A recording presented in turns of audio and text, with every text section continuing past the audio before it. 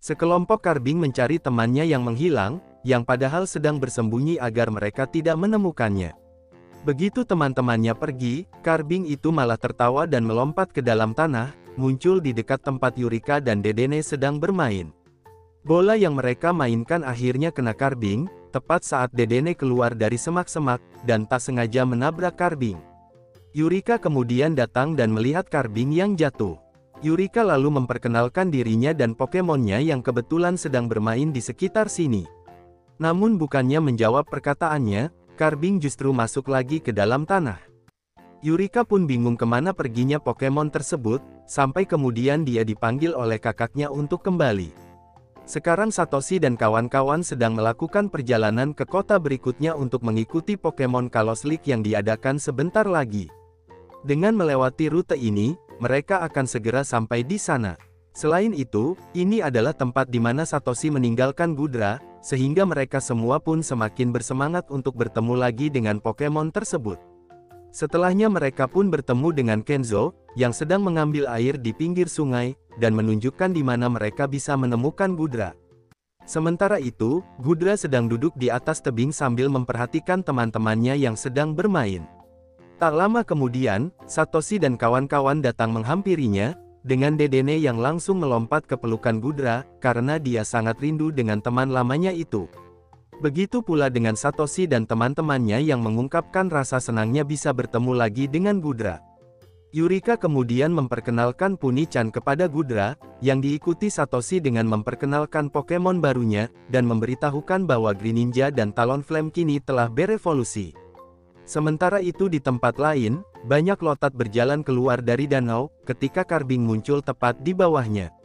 Lotat yang marah mulai menyerang karbing, yang merespon dengan Sandstorm untuk mengalahkan Lotat tersebut. Lotat yang ketakutan kemudian meminta bantuan kepada Satoshi dan teman-temannya. Mereka pun bergegas ke lokasi kejadian, di mana karbing kini juga telah melumpuhkan Wooper. Satoshi menyuruh karbing untuk berhenti mengamuk, di mana Yurika mengenali itu adalah Pokemon yang ditemuinya tadi. Diketahui Pokemon-Pokemon ini hidup di gua bawah tanah, sehingga mereka pun penasaran apa yang mereka lakukan di atas sini. Setelahnya karbing melancarkan Sandstorm lagi, yang langsung berhenti ketika teman-temannya datang, dan langsung kabur ke dalam tanah lagi. Karbing lainnya mengkonfirmasi bahwa mereka berteman dengan karbing yang nakal itu.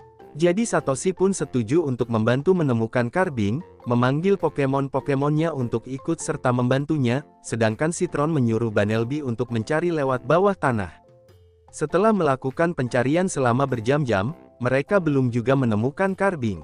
Di saat semuanya lengah, karbing itu mencuri buah beri yang diletakkan di atas tunggul, melimpahkan kesalahan pada Quagsire yang kebetulan lewat di sana. Saat Florges mempersiapkan buah beri lainnya, karbing menyenggolnya sampai jatuh, membuat Florges berpikiran bahwa ini adalah ulah Quagsire lagi, sedangkan pelaku aslinya malah tertawa kegirangan.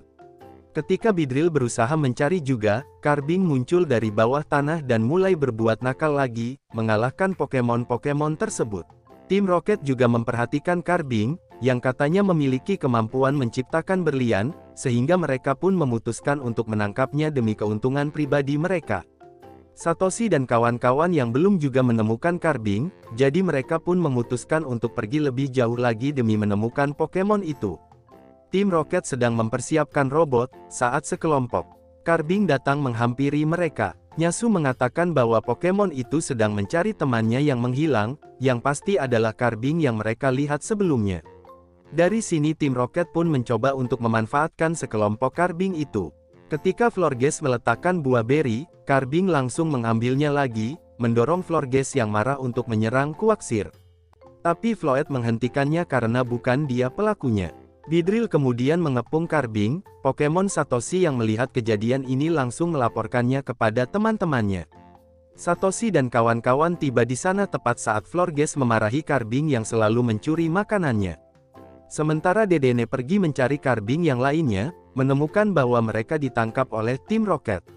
Dedene kemudian berusaha membebaskan karbing. Tapi karena ketahuan, dia pun langsung melarikan diri. Yurika yang kebetulan sedang mencari Dedene, sehingga dia pun ikut-ikutan lari saat dikejar oleh tim Rocket. Tim Rocket kini muncul dengan robot yang dilengkapi dengan karbing yang melekat pada bagian lengannya. Dengan robot barunya tersebut, Tim Rocket mulai menghancurkan lahan basah. Pikachu berupaya menyerang, tapi tidak mempan terhadap bahan anti-listrik. Melihat kerusakan yang ditimbulkan Tim Rocket, Karbing Gudra beserta Pokemon lainnya pun maju menghadapi Tim Rocket. Karbing berputar maju dengan didorong oleh Water Gun, di mana dia berhasil menghancurkan lengan satu persatu, dan membebaskan Karbing yang terperangkap di dalamnya. Setelah membebaskan seluruh Pokemon, Tim Rocket melancarkan serangannya, sehingga Gudra melawan balik dengan Dragon Pulse untuk melumpuhkan musuh-musuhnya. Karbing kemudian menembakkan Power Gem untuk mengalahkan Tim Rocket. Setelah kejadian ini, Karbing yang nakal meminta maaf atas segala kesalahannya, dan teman-temannya dengan senang hati memaafkannya. Satoshi dan kawan-kawan kemudian mengantarkan Karbing kembali pulang ke rumahnya, dan mengucapkan selamat tinggal. Setelahnya mereka mandi-mandi di dalam gua bersama dengan Pokemon-Pokemonnya, beristirahat sebentar sebelum diadakannya Pokemon Kalos League, di mana Satoshi bertekad untuk memenangkan turnamen tersebut. Di saat yang bersamaan, Alan dan Charizard berhasil mengalahkan Gym Leader, melengkapi koleksi badge yang dikumpulkannya untuk mendaftar Pokemon Kalos League juga. Alan pun berharap agar dia bisa bertarung melawan rival terkuatnya di turnamen itu, yaitu Satoshi itu sendiri. Berlari mendahului teman-temannya, Citron yang begitu bersemangat sampai di depan rambu-rambu, mengatakan bahwa jalan ini menuju ke arah Festival Gadget, pameran terbesar perangkat mekanik di Region Kalos. Namun kenyataannya teman-temannya sama sekali tidak ada yang tertarik, dan menanyakan apa yang ditampilkan di festival itu. Citron menjelaskan bahwa akan ada penemu hebat yang datang ke acara ini, di mana mereka akan saling bersaing dan memamerkan penemuan terbarunya. Akhirnya karena dipaksa, mereka berempat pun pergi ke Festival Gadget, di mana mereka melihat bangunan yang dihiasi berbagai perangkat dan gadget yang dipajang di atasnya. Saat mereka masuk ke dalamnya, terlihat ada banyak sekali pengunjung yang bermain dengan berbagai macam perangkat yang aneh-aneh. Satoshi menunjuk ke arah sesuatu, yang langsung diaktifkan oleh Citron, membuat mereka kagum dengan mekanisme perangkat itu bekerja, yang ternyata hanyalah pengupas kacang. Serena bilang ini hanya membuang-buang waktu, karena dia bisa mengupas kacang itu dengan tangannya sendiri, membuat Citron sangat kecewa, mengatakan dengan menciptakan penemuan akan mengarahkan mereka pada kemajuan teknologi yang baru.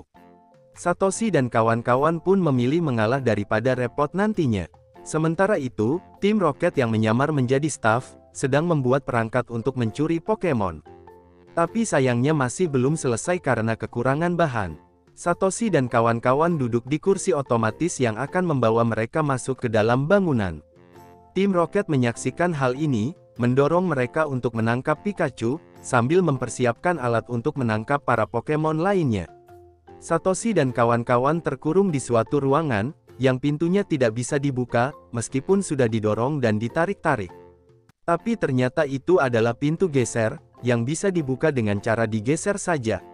Sesampainya di jalan yang buntu, Citron mengungkapkan bahwa ada pintu rahasia di baliknya.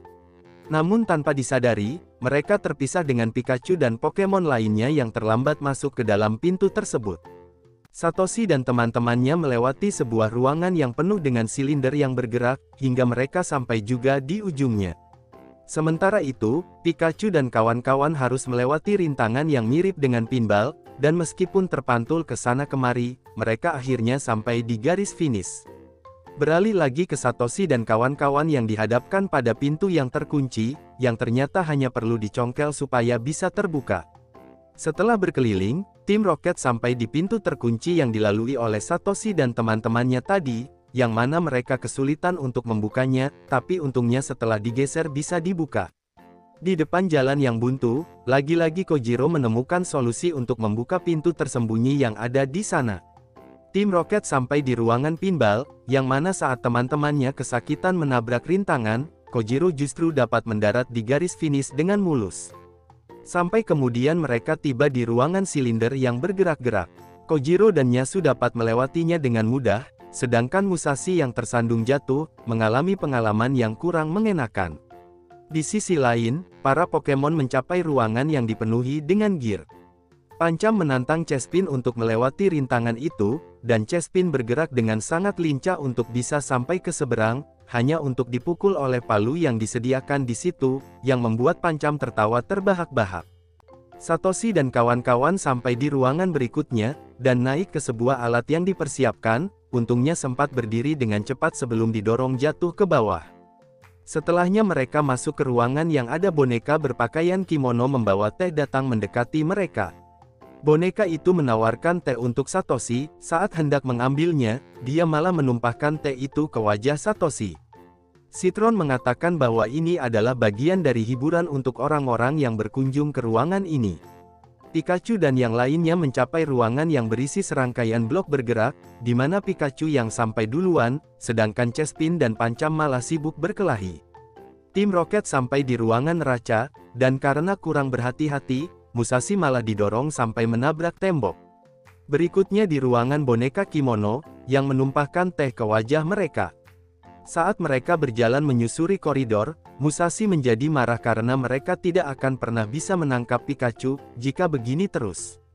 Sampai akhirnya mereka pun memutuskan untuk berhenti, dan menggunakan alat yang mereka ciptakan di awal tadi.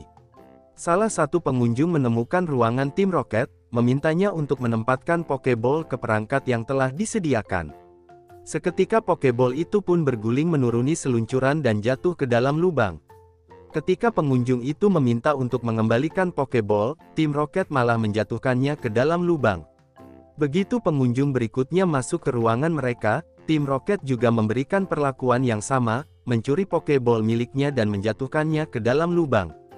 Satoshi dan kawan-kawan berkumpul lagi dengan Pikachu, di mana Chespin dan Pancam masih saja bertengkar. Petugas kemudian memberitahukan bahwa ada sebagian anak-anak yang kehilangan Pokeball karena dicuri oleh orang-orang jahat. Satoshi dan kawan-kawan langsung bergerak cepat untuk menghentikan Tim Rocket, menyuruh mereka untuk menghentikan semua ini. Namun Tim Rocket berhasil melarikan diri melalui pintu rahasia, menyeberang melalui ruangan bertema piano, dan bergulir di ruangan Ro, hingga sampai ke pintu luar. Ketika dalam keadaan terpojok, Tim Rocket mengeluarkan robot yang telah dibuat dengan susah payah menggunakan bahan-bahan yang ada di festival gadget.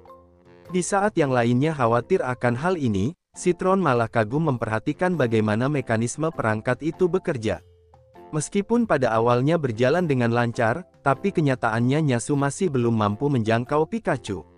Ini membuat Tim Rocket pusing, dan mereka pun terpaksa menggunakan cara normal untuk bertarung, memerintahkan Inkay dan Gourgeist untuk menyerang Satoshi dan kawan-kawan. Namun seperti biasanya, Pikachu dan kawan-kawan dapat mengalahkan Tim Rocket, meledakkan mereka terbang tinggi ke langit-langit. Setelah mengembalikan Pokeball kepada pemiliknya, Satoshi dan kawan-kawan mulai mengeksplorasi dan menikmati banyak ruang pameran gadget yang tersisa.